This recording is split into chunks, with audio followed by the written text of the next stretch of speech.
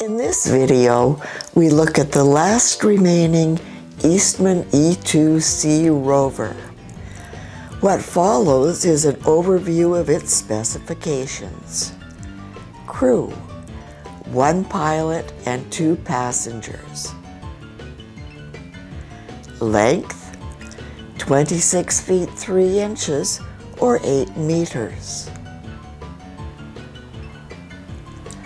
Upper wingspan: 36 feet or 11 meters. Lower wingspan: 22 feet or 6.7 meters. Height: 7 feet 10 inches or 2.4 meters. Empty weight: 1,650 pounds or 748 kilograms. Gross weight: 2,530 pounds or 1,148 kilograms.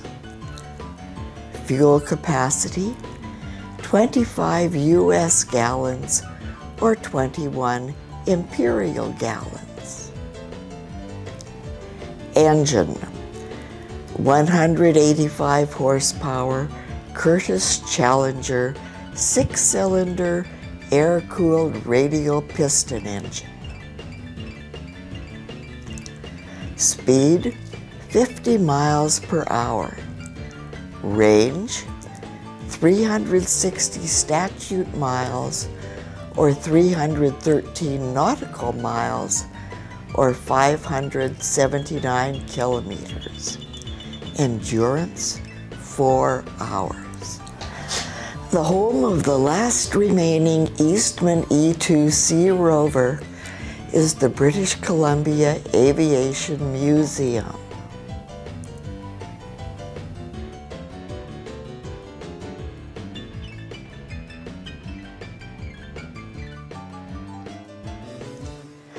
On the southeast side of YYJ, the Victoria International Airport on Vancouver Island. 18 of these Eastman E-2 Sea Rovers were built in Detroit in the late 1920s by the Eastman Aircraft Company. The Depression forced owner Jim Eastman to sell his business to the Detroit Aircraft Company. As part of the deal, Eastman kept 5 unsold Sea Rovers that were in inventory. Designed as a flying boat, it was slow, with a limited range and small payload. It was uncomfortable in the harsh climate of northern BC, but it got the job done and set the stage for better-suited aircraft. A parasol wing supported by large V-struts with secondary lower shoulder wings with tip floats at the ends. The single engine was mounted in the center of the wing root of the upper wing with a rear teardrop fairing. In early 1932, a group of Detroit businessmen became enchanted with finding gold in the Yukon. Thomas A. Mitchell had incited the group. A syndicate was formed to prove its possibilities. The owners of the Detroit News joined the group. They dispatched the corporate Lockheed Vega NR-32M, flown by Frank Byerly, to check out Mitchell's claim. In March 1932, Byerly, accompanied by Mitchell, James H. Eastman, and 3 others, traveled to the upper Liard River and Francis Lake area of the Yukon. Eastman was a dental equipment manufacturer who had taken up aircraft manufacturing. Eastman had designed and built the Model E-2 Sea Rover. The group, at Mitchell's direction, found gold colors in spite of snow-covered ground. The news was telegraphed to the syndicate in Detroit. The backbone of the expedition was formed around the 5 Eastman flying yachts, the Model E-2 Sea Rover. They were all re-registered in Canada by Eastman under the name of E.G. Tyrer of Toronto, who was presumably an investor in the expedition. The aircraft were registered as CFAST, CFASU,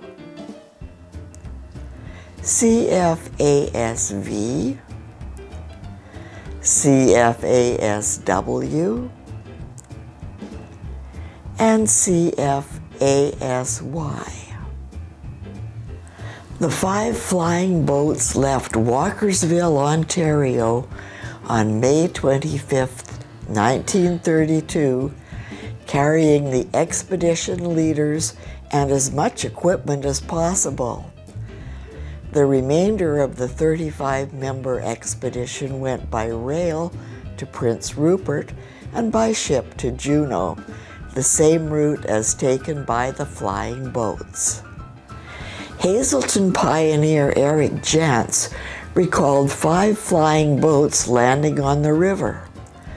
One clipped a cottonwood tree. The group arrived in Hazelton in early June 1932, later departing for Juneau. The afternoon of Friday, June 11, 1932, the 5 flying boats touched down on Juneau's Gastineau Channel after a flight of 3,000 miles. In Juneau, the expedition purchased 5,000 gallons of gasoline. The advance party had arranged for the shipment of 5,000 gallons of gas and other supplies to be barged up the Taku River to Tulsaquah.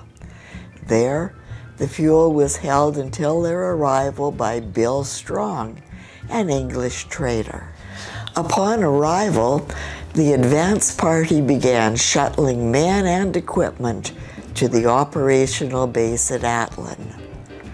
One of the pilots was recalled to his real job with Ryan Aircraft in California. He was replaced by another member of the expedition, Frank Barr, also an experienced pilot. Barr coined a new name for the group, the Mitchell Drinking Expedition.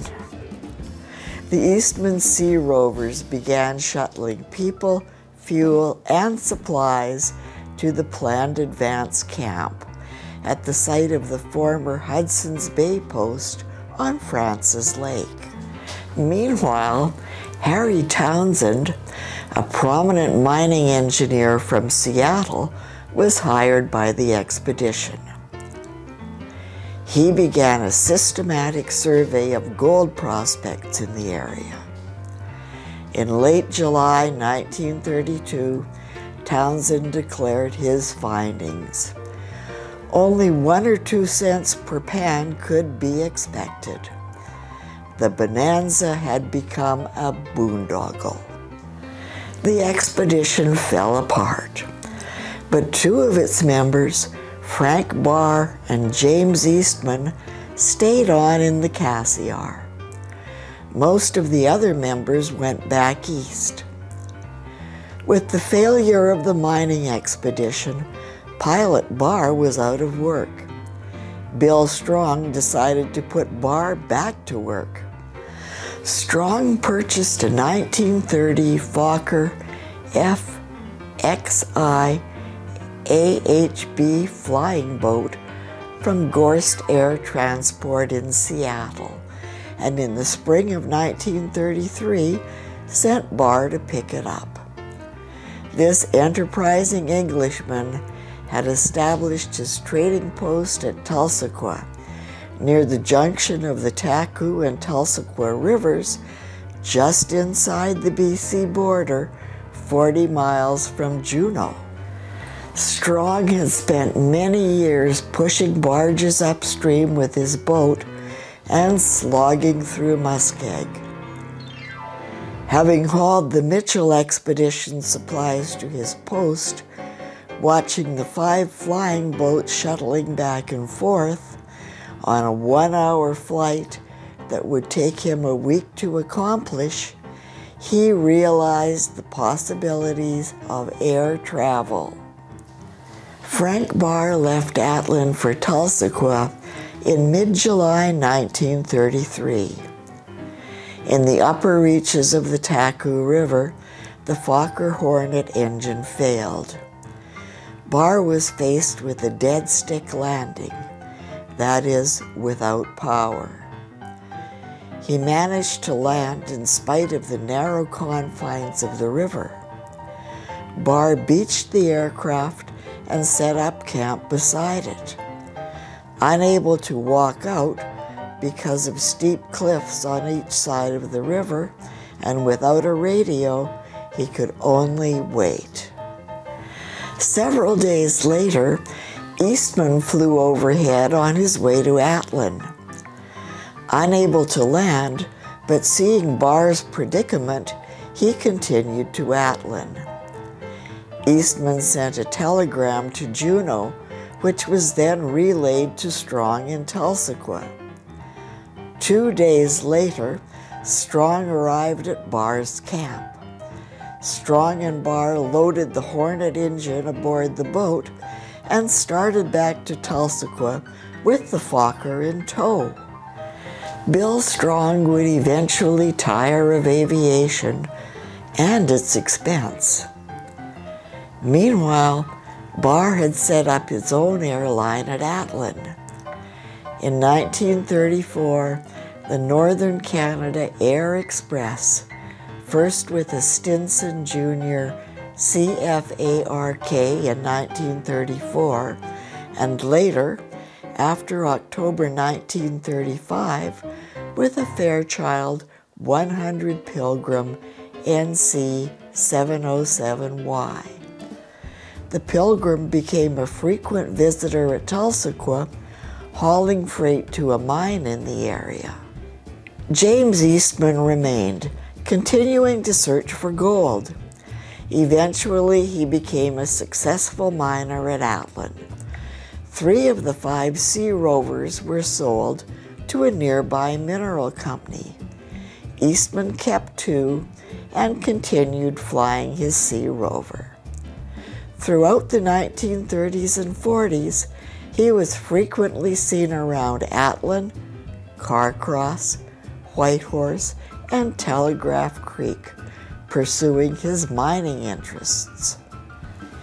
He became sick with appendicitis in 1945. With no one available to fly him to Whitehorse for an operation, Eastman died in Atlin, where he is buried beneath the blade of an old propeller. 2 of his aircraft were left derelict, one in Atlin, the other in Carcross. The Eastman aircraft were around the far north and Seattle for many years. One was owned by BC Airlines and made trips from Vancouver to Harrison Hot Springs, along with other destinations. Sometime in 1986-87, Pat Phillips, founding president of the British Columbia Aviation Museum, was told he should go to Quamachin Lake, north of Duncan. An old aircraft was being thrown away. There, in an old shed, was the front half of an aircraft, plus other pieces as seen in the photo: wing spars, tailplane, wing floats, and an engine mount for an aircraft that could not be identified. Other parts already had been taken to the dump. Phillips drove to the dump. He arrived about 30 minutes before the parts would have been crushed. Phillips moved quickly. Wing floats were found in the shed. Photos of them were sent to the Smithsonian, where it was established they were from an Eastman E-2 Sea Rover. The Hamilton Air Start and the canopy were found in that shed. The Duncan Royal Canadian Legion branch, number 53, had the prop and was willing to trade it for another prop. The yoke and instrument panel were found in Victoria. The boat and struts were from St. Andrews Airport near Winnipeg. The nose section was found in Fort St. John. The Curtiss Challenger engine was from Florida. Camosun College, in its first year of a sheet metal program, built the back half of the Eastman E-2 Sea Rover.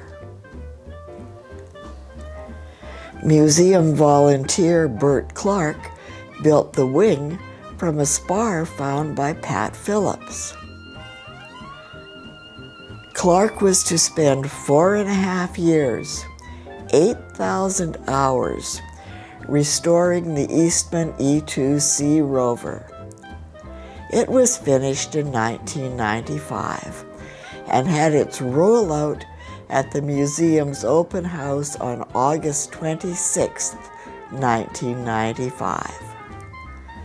All the parts found were donated to the museum.